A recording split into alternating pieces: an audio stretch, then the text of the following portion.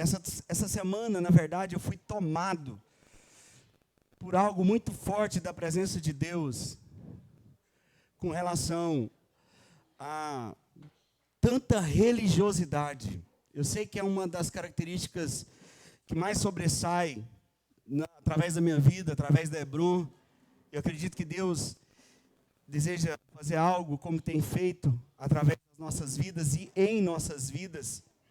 Mas essa semana eu comecei a ver algumas coisas e acho que foi isso que me deu mais desejo ainda de pregar sobre esse assunto. É que, queridos, muitas pessoas estão buscando a Deus para mudar a sua vida. Mas só tem como mudar de vida. Até foi uma frase que eu falei, olha, se você quer, Deus quer mudar a sua vida. Mas será que nós também queremos mudar a nossa mentalidade? Deus vai mudar a sua vida quando você mudar a sua mentalidade. Isso foi muito forte, o Espírito Santo falou comigo ontem à noite, quase 2h. É porque é muito fácil a gente buscar Deus para querer que Ele mude a nossa vida, mas a gente nem mesmo se dispor a uma leitura, a um relacionamento genuíno com Ele. E frequentar um lugar tem sua importância, é óbvio que tem, mas não é só isso, querido. Nós frequentamos um lugar para sermos estimulados, animados, a, de fato, desenvolvermos um relacionamento com Deus como nunca antes, ou de uma maneira extraordinária e extravagante.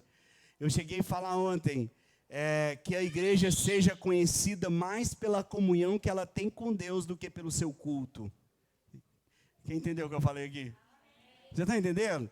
Que ela seja conhecida não porque tem um prédio bonito. Cara, isso é muito top. Eu quero ter um prédio muito massa, com pista de caminhada em volta dele. E quem é da área de enfermagem aí vai estar lá ferindo pressão de graça para quem estiver fazendo caminhada.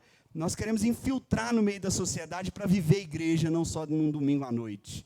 A gente quer viver isso como o nosso estilo de vida. E é o que nós temos falado nessa série de mensagens, paradigmas. E hoje eu quero falar sobre, encerrando a série, falar também sobre a nossa religiosidade, que foi o ponto que eu fui muito tocado essa semana. Se você tiver com a sua Bíblia, 2 Coríntios, capítulo 11, vamos ler do verso 23 ao verso 28. Se você puder grifar aí na Bíblia sua, provavelmente ela é a Bíblia no celular, e se puder marcar isso aí, se quiser postar no seu story, no seu status depois, mas leia primeiro para você entender, porque essa é uma parte da Bíblia muito pouco lida. Poucas pessoas leem isso aqui. Verso 23, 2 Coríntios, segunda carta do apóstolo Paulo à igreja que se reuniu em Corinto. Ele escreveu a primeira epístola, agora ele escreve outra, e no capítulo 11, verso 23, começa assim: são servos de Cristo. Ele está fazendo a pergunta. E ele fala, eu estou lendo a NVT, sei que dou a impressão de estar louco, mas digo que tenho servido muito mais, trabalhei com mais dedicação, fui encarcerado com mais frequência, perdi conta de quantas vezes fui açoitado e, em várias ocasiões, enfrentei a morte. 5 vezes recebi dos líderes judeus os 39 açoites. 3 vezes fui golpeado com varas, fui apedrejado 1 vez, 3 vezes sofri naufrágio, certa ocasião passei 1 noite e 1 dia no mar, à deriva. Realizei várias jornadas longas, enfrentei perigos em rios e com assaltantes, enfrentei perigos de meu próprio povo, bem como dos gentios, enfrentei perigos em cidades, em desertos e no mar. Enfrentei perigos por causa de homens que se diziam irmãos, mas não eram. Tenho trabalhado arduamente, horas a fio, e passei muitas noites sem dormir. Passei fome e senti sede. E muitas vezes fiquei em jejum. Tremi de frio por não ter roupa suficiente para me agasalhar. Além disso tudo, sobre mim pesa diariamente a preocupação com todas as igrejas. Cara, o apóstolo Paulo, se você ler o contexto, os versos anteriores, e ele está falando sobre o que ele viveu por amor a Cristo, por amor ao Evangelho, por amor à igreja. Então, daqui a pouco eu vou voltar um pouco mais nesse texto, mas eu resumiria que a nossa religiosidade, que é o título da mensagem, é o conforto, ou ainda a falta de tempo. Porque, infelizmente, isso é uma coisa muito comum no meio daqueles que são os cristãos. E religiosidade, queridos, é servir a Deus de maneira mecânica, ou ainda eu escolho como viver uma vida com Deus. E se você fizer uma breve análise, vai ver que nos dias atuais, muitos lugares, nós estamos vendo Cristo se convertendo à igreja. E não a igreja se convertendo a Cristo. Quem entendeu o que eu falei aqui? É Cristo que tem que se submeter ao que eu falo, ao que eu ensino. E por ter uma boa parte de cristãos que não tem um relacionamento com a palavra, tudo que é falado em cima de púlpitos, quem está sentado só diz amém e faz. E isso é terrível. E dentro da nossa realidade, nós podemos dizer que nós temos uma tentação de viver uma religiosidade por causa do conforto. E se nós olharmos o apóstolo Paulo descrevendo isso aqui, cara, nós estamos falando do apóstolo Paulo. Eu não sei se você entende quando eu falo isso, mas eu estou falando do apóstolo da graça. Eu estou falando do cara que escreveu 1 Coríntios 13, do ágape, do amor. Nós estamos falando desse cara que escreveu a maioria do Novo Testamento. E esse cara, não está falando aqui que você vai ficar rico. Não está falando que você vai encher seu caminhão de dinheiro.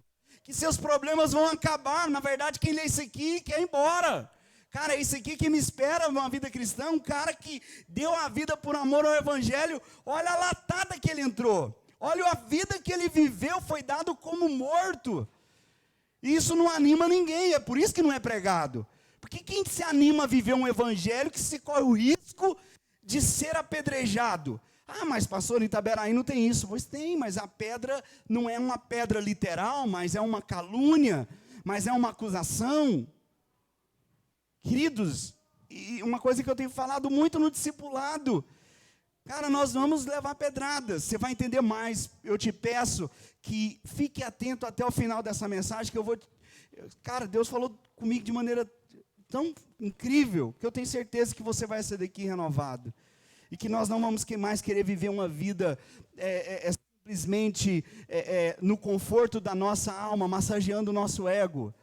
Porque nós podemos pensar também que, mas vida cristã não é uma bênção? Claro que é uma bênção, querido. É claro que é uma bênção. Mas em dias como nós vivemos hoje, onde fazer o certo parece errado, então você está correndo risco.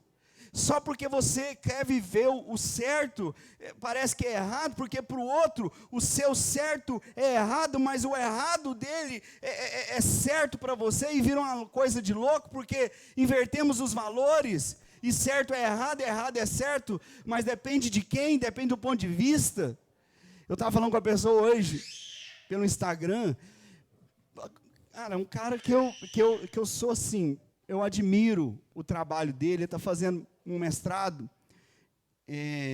na Itália, e é uma pessoa que eu gosto muito de acompanhar os posts, e foi tão interessante porque nos divergemos nas opiniões políticas, mas porque eu estava conversando com uma pessoa madura, ela sabe entender que opinião e pessoas são coisas diferentes, e que não precisamos apedrejar ninguém por ter opiniões contrárias. Pelo contrário, ele inclusive falou, cara, nós podemos aprender muito um com o outro por causa das nossas opiniões diferentes.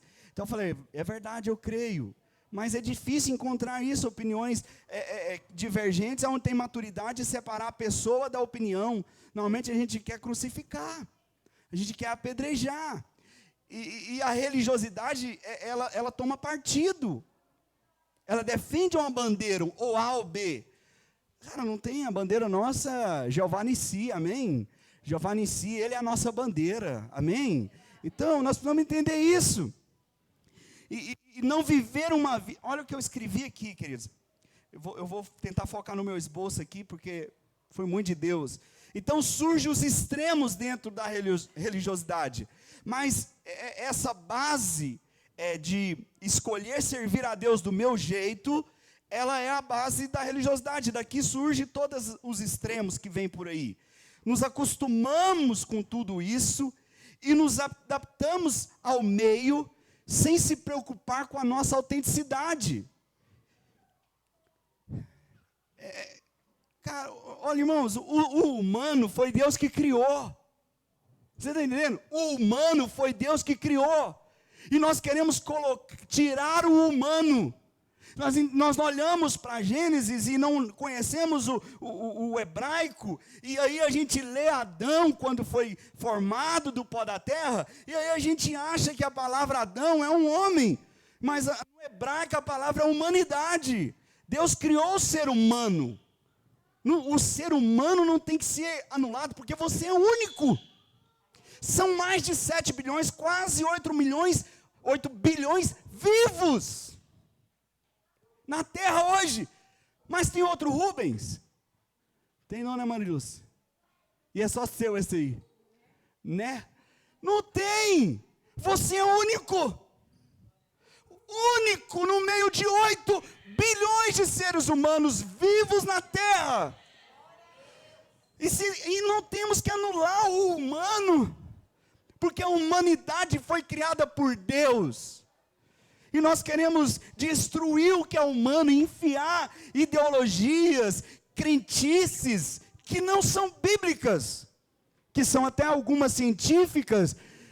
Meu Deus, irmãos, eu digo para você, eu sempre falo a música lá do, como é o nome, Anderson Freire, que canta Raridade, é o nome dele, Anderson Freire. Ela é muito bonita, mas ela é incompleta, porque você não é uma raridade, você é exclusividade. Entende? Raridade, de vez em quando acha um, mas você não vai achar outro. Nem depois que você partir. E nós queremos anular a nossa essência. A sua essência é única. Deus colocou sonhos no seu coração. Eu falava com uma pessoa, não sei se ela está assistindo, mas deve assistir gravado, porque ela acompanha pelo YouTube. Eu falava com ela essa semana que, falei, olha, o que você gosta de fazer, isso aí que Deus colocou no seu coração, não é para mim, eu não sei mexer com nada disso, mas você gosta, seu prazer está nisso. Agora, foi Deus que colocou. É Ele que coloca os desejos, Ele coloca os sonhos, Ele que coloca aí dentro de você para fazer o que você faz com prazer, porque o que você faz com prazer eu não sei fazer, ué. Cada um no seu quadrado, cada um no seu lugar. A questão é a gente tentar ser o que a gente não é. Pensando em dinheiro, muitos entram na universidade, escolhem um curso para ganhar dinheiro. No meio do curso são infelizes, trancam e arrumam outro. Porque não sabe o que quer, não tem ideia de quem é, porque está copiando alguém ou porque está sendo forçado pelos pais. E deixamos de viver a nossa autenticidade, a essência que foi criada por Deus. Amados, o ambiente da igreja é o ambiente da liberdade de você ser quem você é. Aqui nós encontramos quem? Nós nos encontramos. O ambiente da igreja é um ambiente onde você encontra você nele. E aí você para de tentar copiar, para de tentar ser, porque você sabe, eu sou único. Se fosse só eu nessa terra, como pecador, ele pagaria o mesmo preço. Irmãos, isso é muito escandaloso, o amor dele. Conforto é ser liderado e não liderar. Em Êxodo, capítulo 19, quem entende aqui um pouco mais sabe que o povo recusou Deus. Falou para Moisés, cara, se você falar para nós #partiu, nós vamos obedecer. E aí o povo recusou Deus. E o povo estava indo para ter comunhão com Deus, para desfrutar da presença de Deus, mas quando ouviu aquele trovão, aquela coisa meio nebulosa, para tudo, Moisés, vai lá, você é o cara, mano, sobe, fala com ele, desceu, mano, vamos fazer tudo. Na verdade, o povo estava recusando Deus. O povo estava pedindo, me dá um líder, me dá alguém para mandar em mim, me dá alguém para que eu possa obedecer, me dá alguém para me controlar. Porque esse negócio de falar com Deus, conversar com Ele assim, igual Moisés fala, isso dá trabalho. A linguagem muda hoje, mas a ideia é a mesma. Não queremos responsabilidades na vida da igreja, não queremos nos envolver na obra de Deus. Por quê, irmãos? Porque nós queremos, me passa aí, pastor, o que tem que fazer, que eu vou fazer. Sabe, irmãos, é mais confortável. Estamos procurando alguém para mandar na gente. Porque, na verdade, no fundo, a gente não quer responsabilidade. A queda fez com que o propósito se invertesse. Queremos ser liderados ao invés de liderar. Pega aquelas crianças que estão ali brincando. Vou te mostrar a essência que está dentro de você de Gênesis. E põe elas para brincar numa sala de aula dessas aqui. Senta elas e fala, quem de vocês quer ser professor e quem quer ser aluno? Você acha que elas vão responder o quê? Quer ser o quê? Por quê, queridos? Ela não tem um entendimento como você tem, mas porque dentro dela há uma essência de Gênesis. Sede fecundos, multiplicai-vos, dominai as aves do céu, os peixes do mar, os animais que rastejam. O homem foi criado por essência para liderar. E elas nem sabem isso, mas é porque isso faz parte da essência divina que está dentro delas. E quando nós crescemos, o medo, as experiências da vida, seja dentro de casa, seja em escola, seja em trabalho, seja em internet, seja em televisão, nos faz correr. Aí é mais fácil ter alguém para mandar. E essa essência divina que está dentro de nós passa a se perder. Queridos, eu não lembro exatamente o número, mas uma pesquisa científica de muitos anos atrás que eu li, é que durante toda uma vida um ser humano consegue influenciar pelo menos 10 mil pessoas. Entende isso? Por mais tímido que ele seja, ele consegue influenciar milhares de pessoas. Por mais tímido que você seja, até talvez a sua timidez influencie alguém. Está dentro de nós, presta atenção, por que eu estou te falando isso? Porque você nasceu para ser amado. Porque, presta atenção, querido, porque você só pode fazer o que? Quando você lidera, pelo amor de Deus, destrói os conceitos de liderança que você veio fora. Eu estou falando de uma liderança do modelo de Jesus. Quando você olha, vê o amor do seu líder. Ele transborda amor. Por que nós transbordamos amor? Porque recebemos amor. Nós só amamos porque Ele nos amou primeiro. E aí, irmão, faz análise. Eu já fiz aqui no culto. Ali, irmãos, nenenzinho quando nasce, ela consegue amar? Não, só ama o peito. Nem sabe o que é isso. Ela ama o peito, ela não ama a mãe. Ela ama o peito. Entende? Ela não sabe definir isso. Então, a todo tempo está recebendo amor, essas crianças estão recebendo amor. Agora, quando elas chegam a uma certa idade, elas vão casar. Elas vão fazer o quê? O que elas receberam agora, elas transmitem. Porque um dia eu e você estávamos enrolados numa fralda, sendo amado pelos nossos pais, recebendo amor dos nossos pais, dos nossos avós, das pessoas próximas, até na escola. Tchutchuquinho, vem cá na tia, a professora fala isso. Agora, você no terceiro ano do segundo grau, você acha que a professora, vem cá na tia. Se falar isso, está errado. Porque você vai desenvolvendo maturidade, você vai recebendo para dar, irmãos. Você só pode dar aquilo que você tem. Mas a análise, ela é correta quando também não recebe amor.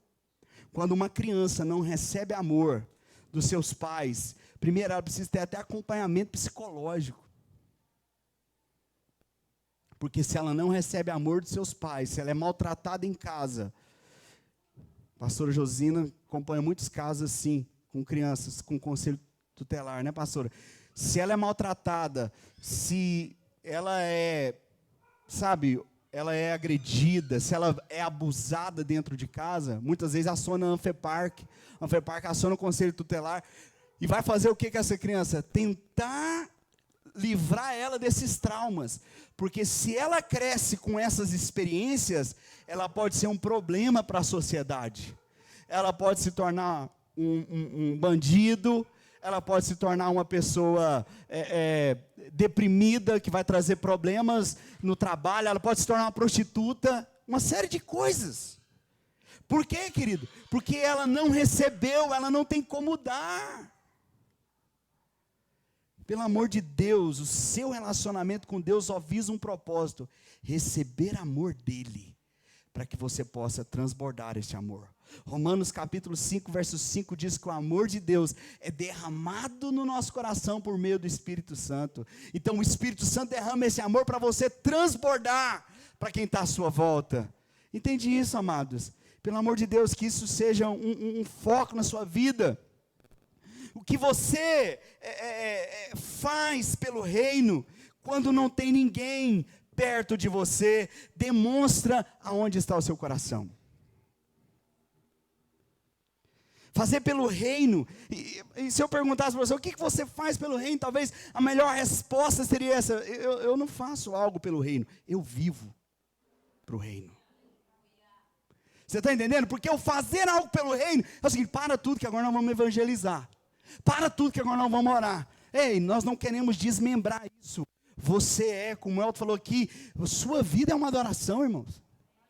Se quer conhecer Jesus, não é levar uma pessoa quando você está no quarto orando, é quando você está na fila de um banco, é quando você está trabalhando, o seu patrão vem pegar no seu pé porque você está demorando para o serviço. Aí nós vamos conhecer o reino. Qual reino nós pertencemos? Porque se Jesus, como falamos semana passada, nos ensina a orar, e Ele diz: venha o teu reino, seja feita a sua vontade, aqui na terra, assim como ela é no céu. Nós vivemos o céu na terra. Meu Deus, o cristianismo que não nos contaram está na Bíblia que nós não lemos. Porque talvez esse texto que eu li para você, você nem sabia que ele estava ali. Porque muitos tiram a sorte com a Bíblia e abrem ela só para ler aquilo que vai trazer algum conforto para a sua alma. Estão em busca de uma cartomante. Por isso que eu sempre falo, muitos mudam só de religião. Antes ia num centro de macumba, oferecer um sacrifício para mudar de vida. Ou levar uma farofa para uma encruzilhada, uma galinha preta, e oferecer para a entidade ir lá e trazer o amor de volta. Aí agora passa para crente, como é o termo usado aí fora, passei para crente. Aí ele passa para crente, agora ele não leva mais o sacrifício lá, mas agora ele faz o seguinte: se eu fizer isso, Deus vai me dar. Ele só troca de objeto para oferecer para uma entidade dar bênção para ela. Mas a prática é a mesma. Se eu for de a pé, Deus me dá. Se eu subir no monte, Deus me dá. Se eu orar muito, Deus me dá. Se eu levar a galinha preta, eu vou ter. Não mudou nada, irmãos. Isso é o que a religião oferece. É uma barganha. Irmãos, não tem Jesus nisso. Nós somos pobres demais para ter algo para negociar com Deus tão rico. Mas Ele nos ama tanto que nos deu de graça. Nós não temos que negociar com Ele, querido. O que eu posso oferecer para Jesus, irmãos? Olha para a cruz, o que Ele revelou por mim. Eu não tenho, irmãos, não tenho condições nenhuma de pagar algo que foi feito por mim, por meio de Jesus. Não tenho, irmãos, não tenho. Vou ficar a vida inteira orando até espumar a boca e não vai adiantar. Sabe o que mais me deixa indignado é que a religiosidade afasta as pessoas de conhecer Deus. E o Senhor falou comigo essa semana, alguém deve ter visto, eu publiquei esse vídeo. Cara, será que as pessoas me conhecerem, elas vão conhecer Jesus? E qual Jesus elas vão conhecer? De um pastor? Fora da caixa é óbvio, né? Mas eu falo assim, só está aí por estar. Será que quando alguém conhece meu casamento, vê Jesus no meu casamento? Quando veio me relacionar com os meus filhos, Porque eu não estou preocupado com o que me vê como pastor. Essa semana uma pessoa falou para mim, cara, eu tirei o chapéu. Olha, queridos, é uma pessoa de muita influência na cidade. Talvez uma das mais. Falou assim para mim, eu tirei o chapéu aquele dia que você falou que pastor não é título. Eu nunca ouvi um pastor falar isso para mim. Olha que eu conheço o pastor fulano e falou a nata. Eu estou impressionado. E eu não estou nem aí para isso, irmãos, de verdade. Eu estou falando para você que há uma ruptura que está acontecendo no meio da igreja evangélica de Itaberaí. Nós estamos forçando uma engrenagem para que venha o reino de Deus. Entende, irmãos? E que está totalmente despadronizado. Nós estamos despadronizados. Alguém conhece alguma igreja reunida em escola aqui? Que esquisito, porque essa pessoa achou esquisito. Como assim? Cabe? É na sala de aula? Irmãos, não é lugar. É estilo de vida. Não é lugar. Aqui, irmãos, é 1h30, 2 horas. Mas na sua casa, com sua mãe, com seu pai, com seus filhos, no trabalho. Irmãos, eu senti como se fosse um alívio na hora do louvor que eu dei aquele berro. Quem estava aqui, quem tem ouvidos ouça, literalmente ouça. Cara, eu sou livre. Eu sou livre, irmãos. Eu não estou pouco me lixando. Entende? Eu sou livre. Sou livre para viver minha vida para Ele. Não estou preso à opinião do meu vizinho. Não estou preso à opinião do A, do B, do político. Eu sou livre. Os meus valores são inegociáveis, porque eles pertencem ao reino de Deus. Meu Deus, irmãos, como é bom isso.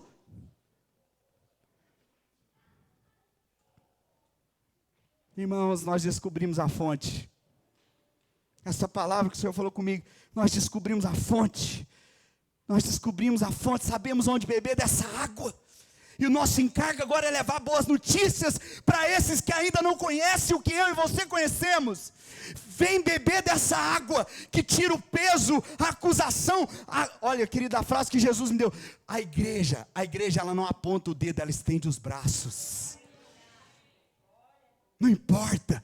A, B, C, nós estamos aqui para amar o pecador, o religioso. Nós somos a expressão do amor de Deus nessa cidade. Irmãos, eu quero levar essa água para quem ainda não bebeu dela. Para beber dessa. Quantos aqui já beberam dessa água? De fato, você tem uma história para contar, amém? Muitos nasceram aqui na Hebron, mas muitos também vieram de outro lugar. E você bebeu dessa água, querido. Aqui não é melhor do que lugar nenhum, nós não somos melhor do que ninguém, mas tem algo que Deus nos deu. E Deus nos deu, Deus nos mostrou essa fonte. Eu estou te chamando hoje. Você está bebendo essa água? Irmãos, vamos alagar Itaberaí, irmãos. Vamos levar essa água para as famílias, para os jovens, para as casas, para as empresas. Vamos levar essa água. Eu quero isso, eu quero que a minha vida, exista para isso. Se ela não existir para isso, não tem sentido. Eu não quero ficar aí domingo para um culto, preparar uma palavra boa de oração, você ir para sua casa e eu massagear seu ego aqui com uma palavrinha boa de autoajuda para você. Isso aí é fácil fazer, querido. Está assim de gente fazendo. Trazer profeta de fora que revela. E revela, e revela, e revela. E dá bênção e mostra o futuro. Irmãos, diante de Deus, nós não pertencemos. Respeito quem está lá. E ama isso e está lá para fazer isso. Mas Deus não nos deu isso, irmãos. Eu tenho uma coisa para te revelar aqui, ó. Deus está revelando. Essa água vai espalhar sobre essa cidade, através da sua vida. Você não precisa de... Essa semana, Andréia compartilhou, percebeu? Eu estava conversando com a pessoa, e Deus me deu muita palavra de revelação para ela, palavra mesmo profética, deu palavra de conhecimento, e lamentavelmente, eu falo lamentável, foi a experiência que ele contou, de algumas situações muito ruins com relação a esse tipo de prática em alguns lugares. E eu falei para ele, olha, querido, todas as palavras que eu liberei sobre a sua vida aqui, você nem percebeu. Eu não precisei falar assim, peraí que Deus está falando. Olha aqui, ó, Deus vai fazer. Não falei isso, eu conversando com ele, ele falou, olha, pastor, realmente eu tive o privilégio de batizá-lo. Ele falou, eu realmente estou impactado. É muito diferente o que o Senhor tem ministrado na nossa vida. Nós não queremos as mãos. Nós queremos os pés. Quem tem os pés tem tudo, querido. Você tem Jesus? Quem tem Jesus? De fato? Então não preocupe com a bênção, querido. A bênção vai te alcançar. Eu uso Deuteronômio. Ela vai te alcançar. Não é você que vai alcançá-la. É ela que está correndo para ver se te pega. Amém? Sabe, não há como ter nascido de Deus e reter toda essa fonte para nós. Nascemos de Deus para levar boas notícias. Alguém um dia falou essas boas notícias para você e por isso você está aqui. Nós apenas vamos continuar. Para o homem natural, igreja é aquele prédio com sino numa torre, ou é uma instituição religiosa que funciona como uma grande organização. Mas 1 Coríntios capítulo 2, verso 14 diz assim: sabemos que o homem natural não entende as coisas do Espírito, por isso ele não consegue entender o que realmente é a igreja. O que é a igreja? A igreja é o mistério de Deus. Eu vou ler esse trecho. A igreja é um mistério de Deus que esteve oculto dos séculos e das gerações, mas que nos foi revelado. A igreja é Deus em Cristo se unindo ao homem, para fazer deste homem a sua habitação, e não do lugar. Deus em Cristo se torna um, Deus faz uma aliança com Cristo, para que o homem agora possa voltar à comunhão genuína com Ele, e Ele faz desse homem a sua habitação por meio do Espírito Santo. Esse é você, somos nós, é nós. A igreja é algo extraordinário. Como ministramos recentemente, é a noiva da divindade, a morada permanente do Deus eterno. É você, é a família dos filhos gerados pelo próprio Deus, que carregam dentro de si a natureza divina. Eu vou te dizer algo, querido. Essa igreja que eu estou falando para você, e não placas denominacionais, mas essa igreja é a esperança para esse mundo. A igreja é a resposta de Deus para essa geração. Efésios capítulo 5, verso 32, o apóstolo Paulo diz: grande é esse mistério. Digo, porém, a respeito de Cristo e da igreja. Todas essas verdades aqui não são apenas ilustrações bonitas e poéticas. É uma realidade espiritual, querido. A igreja, ela é espiritual. Ela nasceu de Cristo. Quem estava aqui quando eu ministrei sobre a noiva, sabe disso. Como a Eva saiu do lado de Adão, a noiva saiu do lado de Cristo. Quando Adão morre, ele dorme, Deus tira do lado a Eva. Quando Cristo morre, a igreja nasce. Irmãos, a igreja nasceu de Cristo, porque é por isso que ela é o corpo dela, ela é a expressão dele na terra. Você é a expressão de Jesus, amado. Meu Deus, você é a expressão de Jesus. Eu vou falar o que eu falo sempre: você quer conhecer Jesus? Anda junto comigo. Para alguns, e principalmente religiosos, vão falar que você é soberbo, porque estão buscando salvação. Se você está buscando salvação, final do culto me procura um dos servos, que ela chegou até você. Mas a partir daqui você não vai buscar mais salvação, você vai buscar reino. Você nasceu de Deus para viver o reino dele aqui na terra. Salvação não é o fim, amado, salvação é o início. Você começa uma jornada que é eterna. Oh Deus, não vou estar falando tanta coisa, irmãos.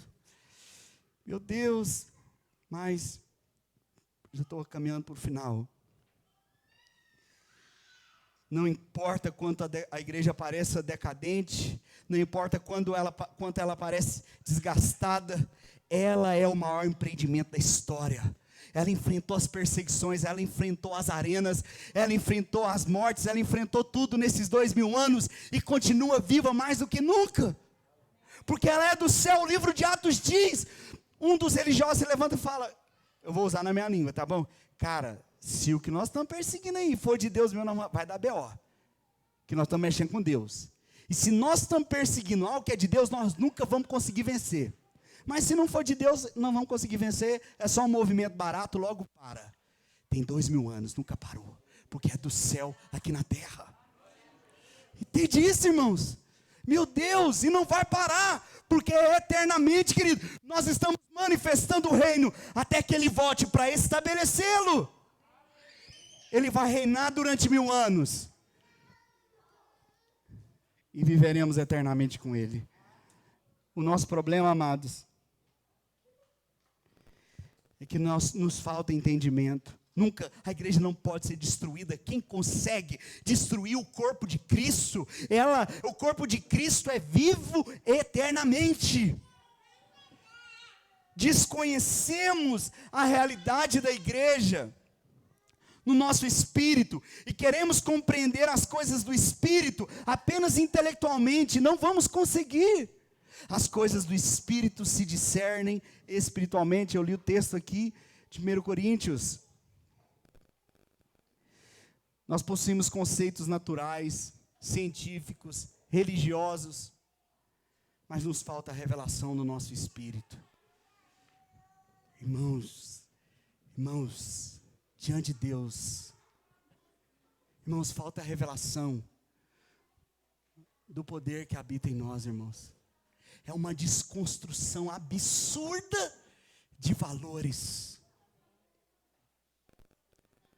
Eu comentava com essa pessoa essa semana e falava da massa. 95% é controlado pelos 5% da população. Irmãos, eu como pastor dessa denominação local, eu não quero que você participe dos 95%.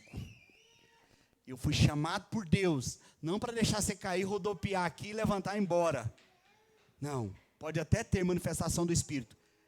Mas nós como igreja, vamos investir no seu espírito, na sua alma e no seu corpo.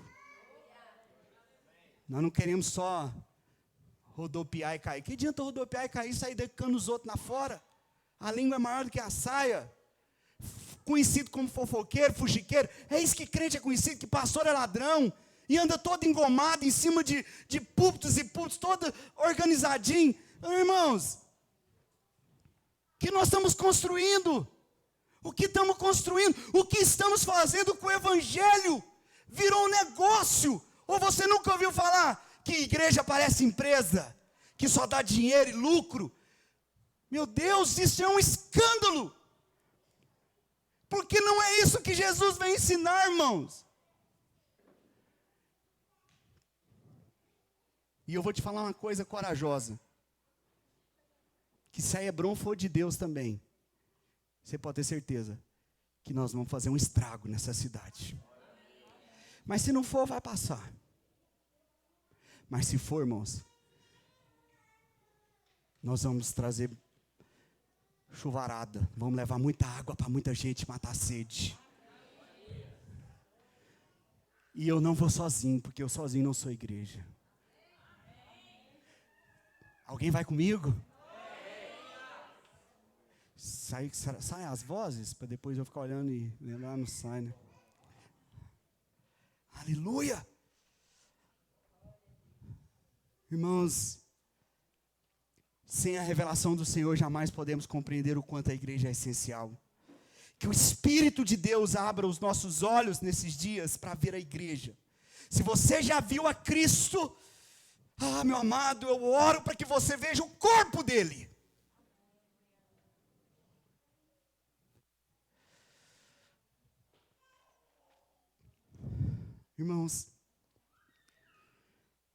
Irmãos,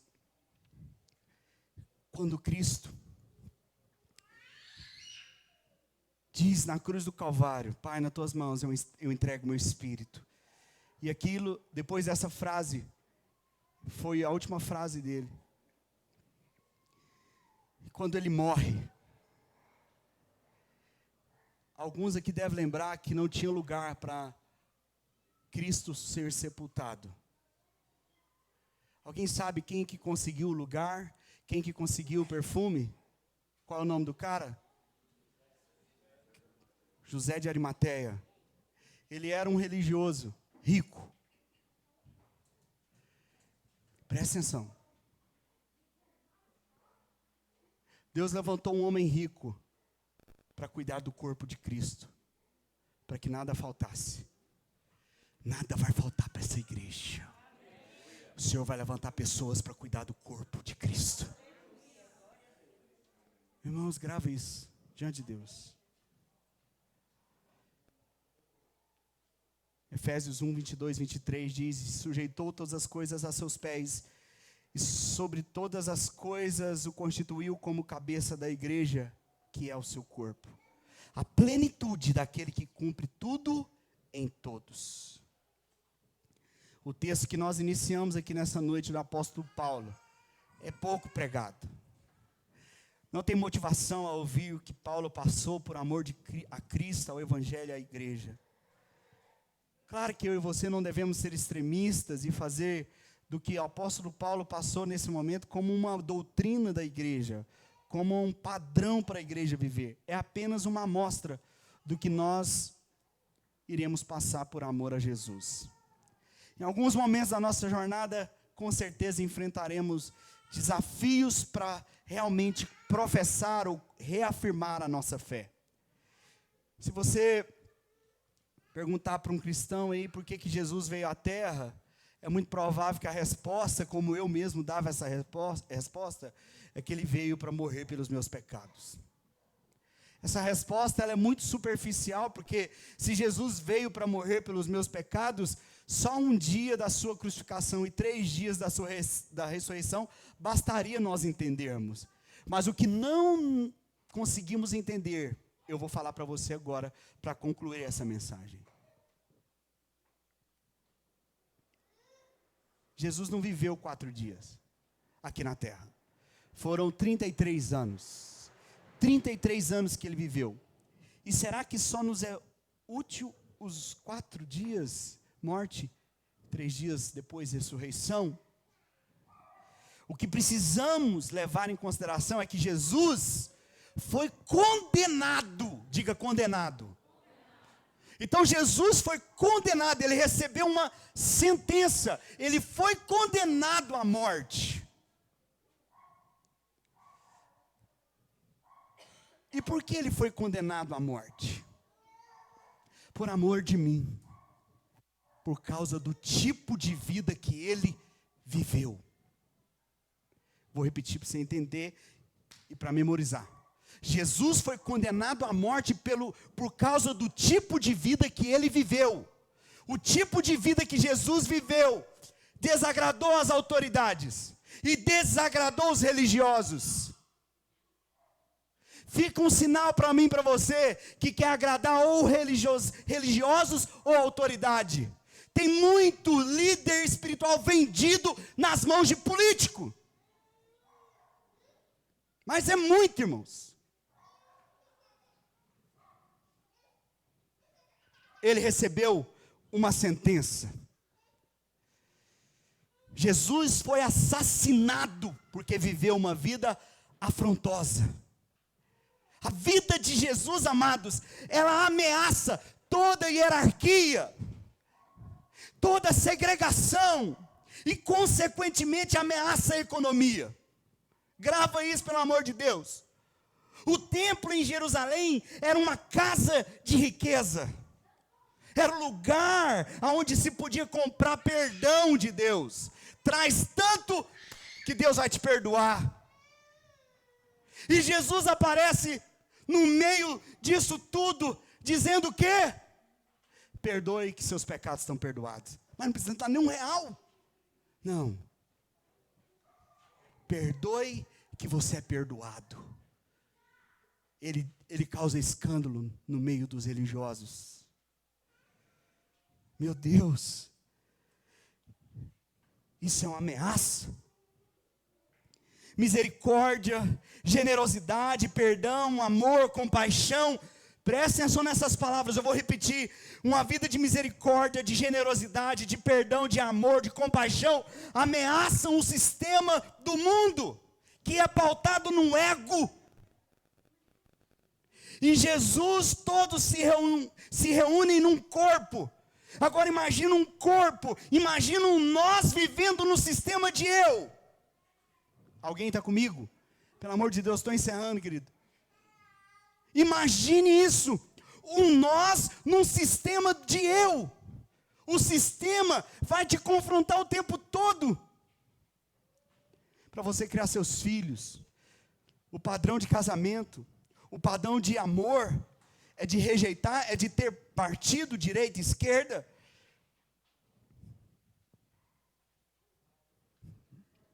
Em Jesus todos se reuniram num só corpo, em Cristo. Quem está em Cristo? Em Cristo, todo eu se torna nós. Para um mundo cheio de ego, o nós precisa ser crucificado. E Jesus veio no padrão do nós e não do ego. E crucificaram o nós em nome do ego, em nome do eu. Quem está pegando o que eu estou falando, irmãos? Pelo amor de Deus. Deixou sozinho nessa não. O Estado, representado por Herodes, a religião, representada por Caifás, da época, decidiram matar Jesus por um motivo. Se não pararmos esse homem, todos crerão nele. Mal sabia eles que a morte de Jesus só reforçaria a nossa fé. Se todos forem atrás dele, o nosso mundo acaba. Eles diziam. Eu vou dizer algo para você, querido. Jesus foi morto porque ele era, e porque ainda é, uma ameaça ao sistema que governa o mundo. Porque ele ainda está aqui. O nós ainda está aqui. Por meio de mim, de você, por meio de nós que somos o corpo dele, ele ainda está vivo. A morte não pôde detê-lo, porque nós ainda estamos aqui. Meu Deus! E se nós levarmos isso em consideração, eu sinto te dizer que Jesus nos adiantou que todo que quiser ser meu discípulo será perseguido. Principalmente por religiosos. Jesus nunca foi perseguido por segregar, que é separar. Jesus nunca foi perseguido porque ele odiava alguém. Jesus não foi perseguido porque ele excluía pessoas. Não, esse aqui não, é pecador demais, vai me sujar. Não, Jesus incluía, ele abraçava. Ele abraçava, irmãos. Jesus poderia ter jogado um tijolo na testa da mulher adúltera e rachado o crânio dela, para te escandalizar. Que ele tinha razão. Ei, nós não tínhamos que falar assim, que Jesus errou, se ele faz isso. Deixa eu dizer algo. Ele é justiça, mas ele é amor. E quando a justiça e o amor se encontram, se resume em Jesus. Jesus é a justiça e o amor de Deus na terra. E ele ama, ele acolhe. Porque o apóstolo Paulo escreve que o amor de Deus constrange. E a palavra constrange no grego é se envolver de tal maneira que você não quer sair dali. Não é porque o pastor falou, porque a igreja faz isso. É porque você não dá conta. Diante de Deus, não sei se tem alguém vendo aqui ou que está por aqui mesmo, que já esteve afastado ou está afastado. Eu duvido, mas eu duvido, que se você bebeu dessa água, seu coração grita de sede. Não tem jeito, irmãos. A gente disfarça no meio da boate, vai lá num trance e tal, você disfarça com a cachaça. Mentira!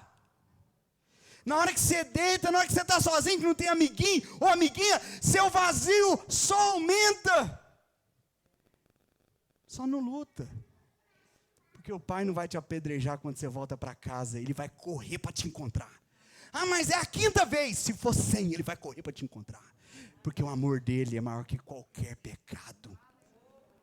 Meu Deus, irmãos, meu Deus.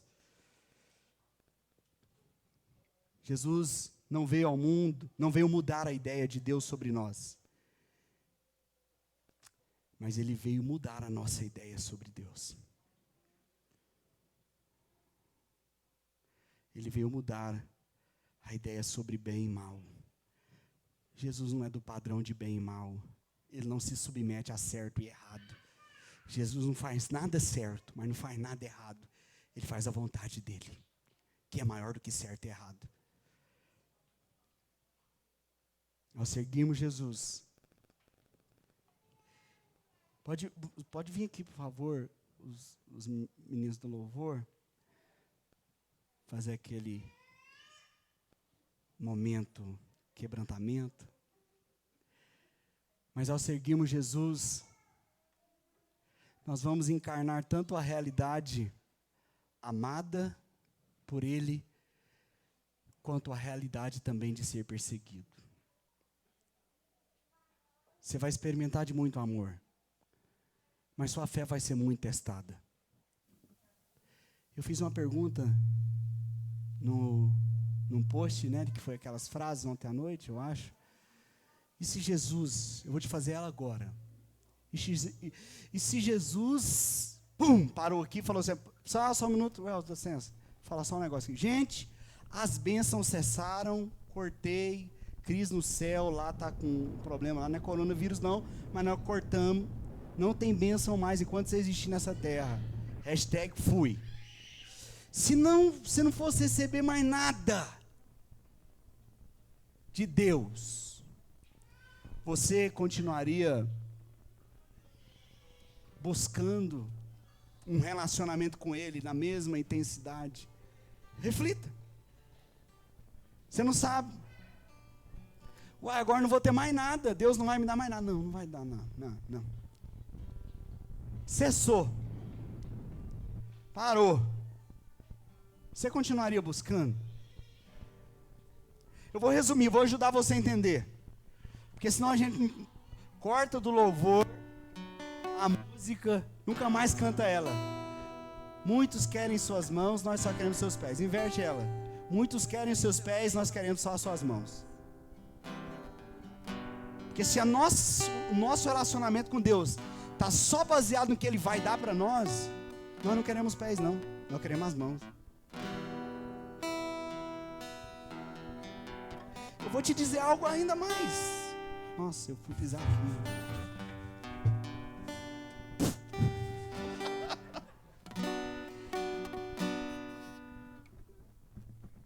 Irmãos, eu falei isso aqui, eu acho.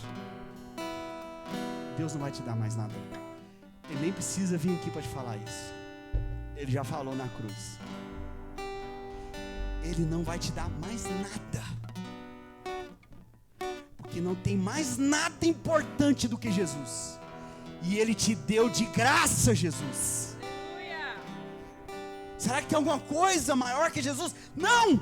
E Ele deu Jesus, é a reza da Hebron, Romanos 8,32. Se Ele deu Jesus graciosamente, quanto mais não nos dará com Ele todas as coisas? Irmãos, que a gente cresça. Não de números. Cresça em números também, mas que a gente cresça em maturidade. Para trazer a realidade do céu na terra. Criança não faz isso não, irmão. Criança só consome. Criança, o que criança pode dar, irmãos? Um rabisco que ele faz a gente rir igual doido. Criança não pode dar nada não. Não é tecno, é oios. Não é filho imaturo. Deus ama filho imaturo, ama. Mas Deus não vai fazer nada. Deus só vai fazer algo impactante nessa cidade por meio de filhos maduros. Você só vai acessar o que Jesus já te deu na cruz sendo maduro.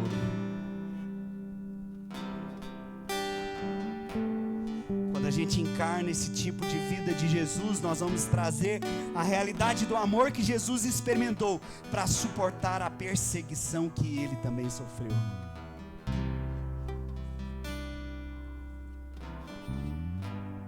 Jesus era amado pelos pecadores.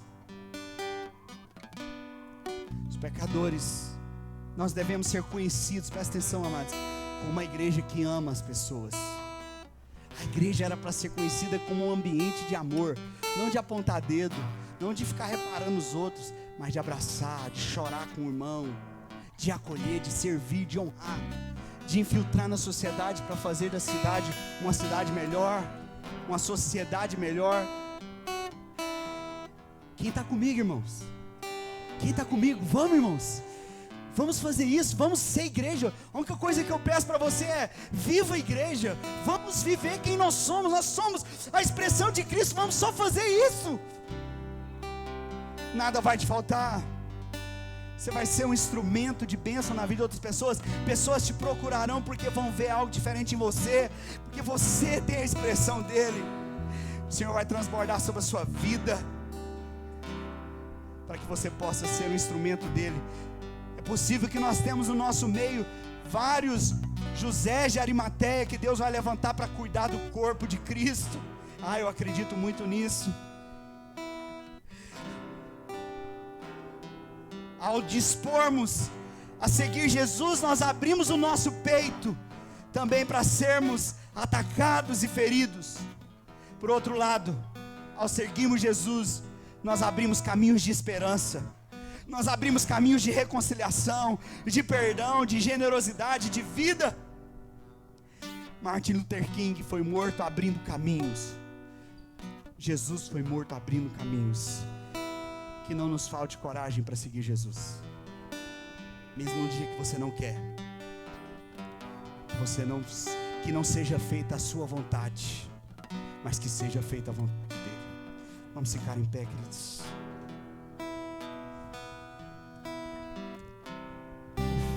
Já fecha os olhos. Se você puder, já fecha os seus olhos. Nesse ambiente nós estamos concluindo. Meu Deus, meu Deus, meu Deus, irmãos. O Senhor me achou em cima de um trio elétrico, irmãos. O Senhor me achou no meio dos carnavais. O Senhor me achou no meio das porcarias deste mundo que me iludiam. O Senhor me achou no meio das festas trance. O Senhor me achou nos barzinhos. E me achou uma pessoa vazia. Alguém que só vivia de aparência. Alguém que não pensava nem sabia o que era ser família. Irmãos, Ele me achou.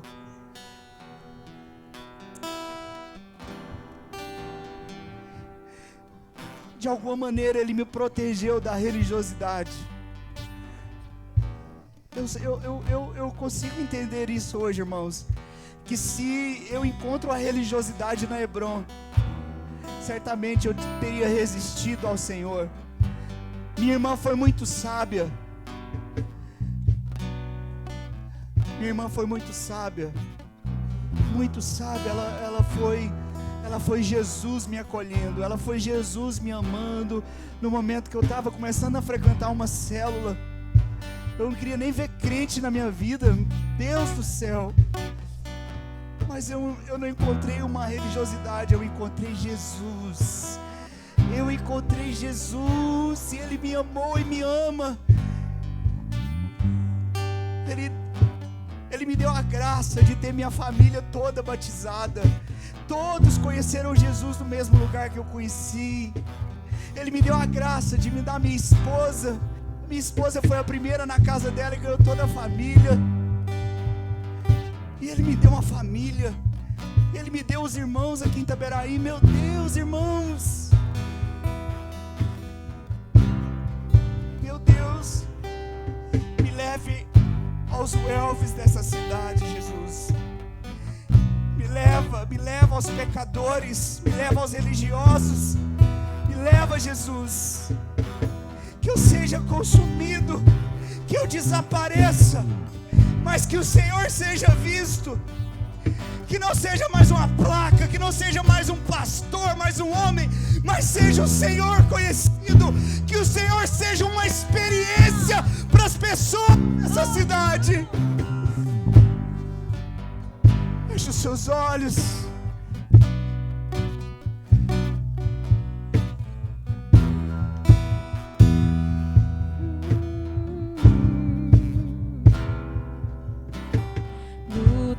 Contra vozes que me dizem que eu não sou capaz,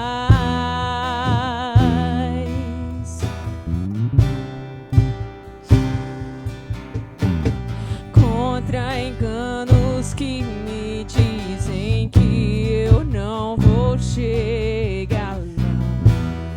Feche seus olhos.